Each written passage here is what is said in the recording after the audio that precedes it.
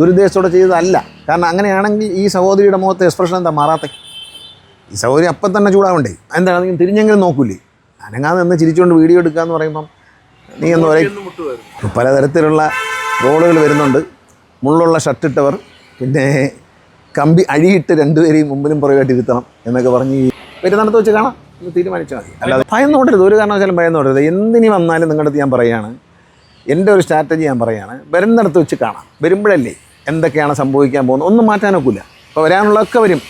പക്ഷേ അതിന് ഭയം നോടരുത്, ജീവിതത്തിൽ നിന്ന് വിളിച്ചോടരുത്, ഒരു സിറ്റുവേഷനിൽ നിന്ന് വിളിച്ചോടരുത്. നമ്മൾ അമ്പലങ്ങളൊക്കെ പോകുമ്പോൾ ഭയങ്കര തിരക്കില്ലേ? ആ തിരക്കിനകത്ത് ആണാണോ പെണ്ണാണോ ഒന്നുമില്ല. ആറ്റുകാൽ പൊങ്കാലയ്ക്കൊക്കെ പോകുന്ന സമയത്ത് ആരെങ്കിലും ആണാണോ പെണ്ണാണോ എന്നെ തൊട്ടോ തോണ്ടി ഒന്ന് നോക്കാറുണ്ടോ? ഇല്ലല്ലോ.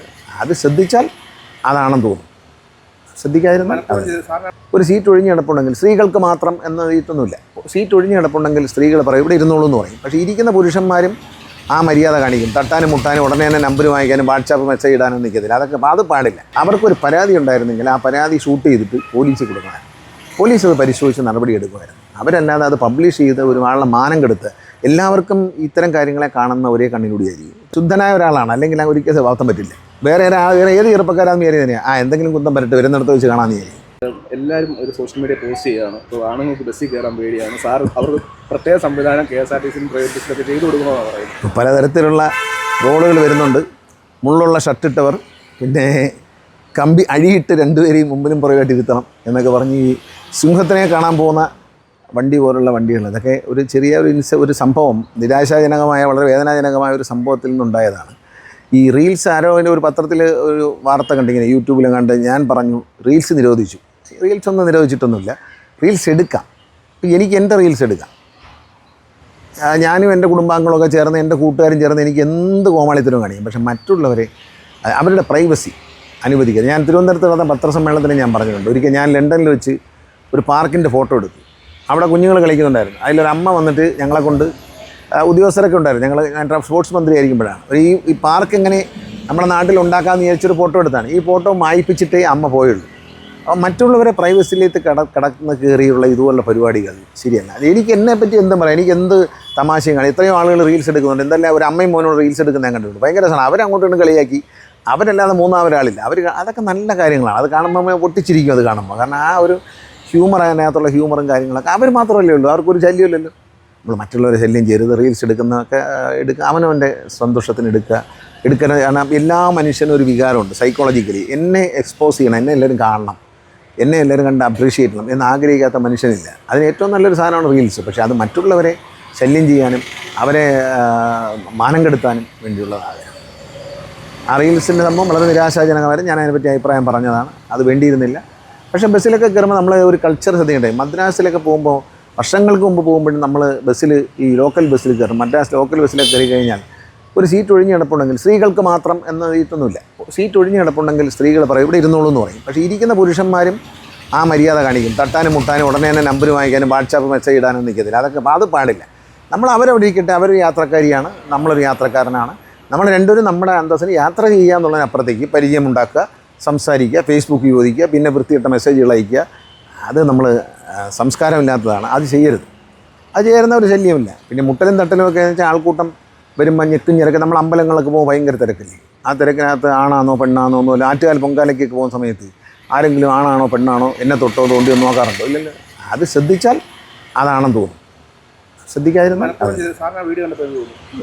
അയാളെ ഒന്നും ചെയ്തിട്ടെങ്കിൽ തോന്നിയില്ല. അയാൾ അതിലെ നടന്നു പോയായിരുന്നു.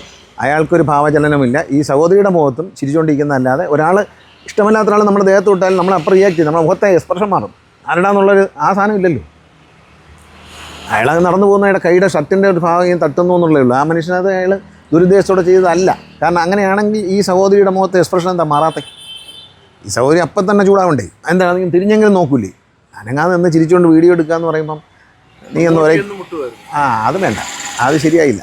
കാരണം അങ്ങനെ ചെയ്യരുത്. കാരണം എന്ന് വെച്ചാൽ ആ മനുഷ്യന് മാനാഭിമാനങ്ങളില്ലേ.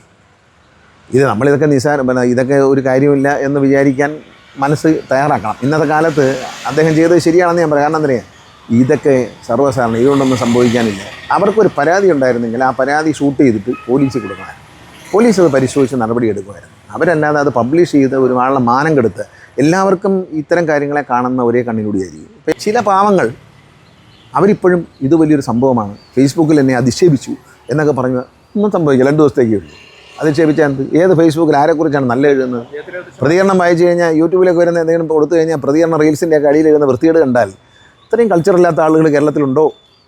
നമ്മളെങ്ങനെയാണ് സാംസ്കാരിക കേരളമായി മാറിയതെന്ന് തോന്നിപ്പോകുന്ന തരത്തിലുള്ള മര്യാദകൾ ഫേക്ക് ഐ ഡിയിലൂടെയാണ് വരുന്നത്. മര്യാദയില്ല. സ്വന്തം പേരിൽ അങ്ങനെയൊക്കെ എഴുതണമെങ്കിൽ അവന് ആരായിരിക്കുമെന്ന് ആലോചിക്കണം.